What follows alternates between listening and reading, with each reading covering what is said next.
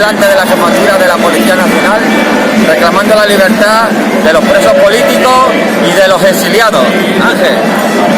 Una vez más, el pueblo catalán nos adelantamos a las fuerzas de ocupación en el sentido de que estamos delante, nos estamos manifestando de manera maravillosa y ellos aguantando las ganas de poder actuar.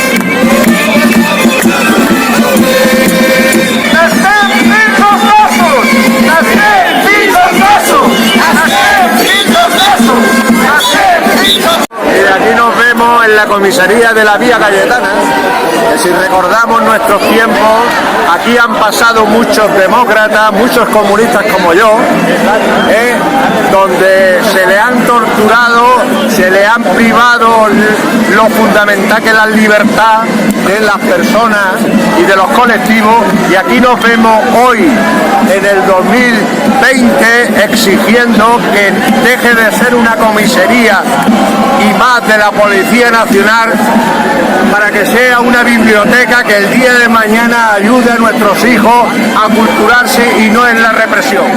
Compañero, aquí en la Vía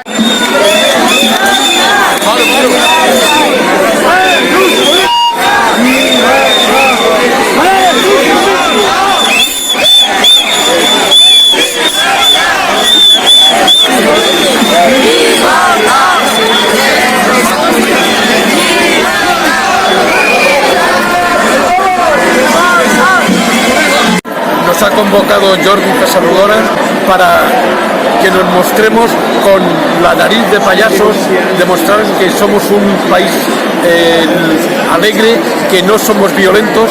Esto ha sido todo un éxito el de hoy, la convocatoria, el buen ambiente, una vez más mostrando lo que es la gente de Cataluña.